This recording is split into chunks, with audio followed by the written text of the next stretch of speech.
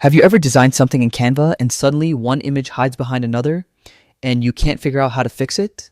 Don't worry, this quick guide will make you a layer master in no time. In Canva, everything you add to your design, text, shapes, images, icons, sits and these on its own layer. Think of layers like sheets of transparent paper stacked on top of each other. The order of those layers decides what's visible and what's hidden. To adjust layers, simply click on the element you want to move. At the top toolbar, you'll see an option called Position. Click it, and this is where the magic happens. You'll find controls like Bring to Front and Send Backward. These options let you move elements forward or backward in the stacking order, perfect for when one image is covering your text or shape.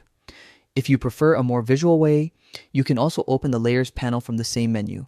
Here, you can drag and drop elements to rearrange them however you like.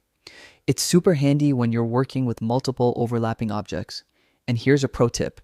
You can select multiple layers at once by holding Shift while clicking on each element. Then, move them together as a group instead of adjusting them one by one.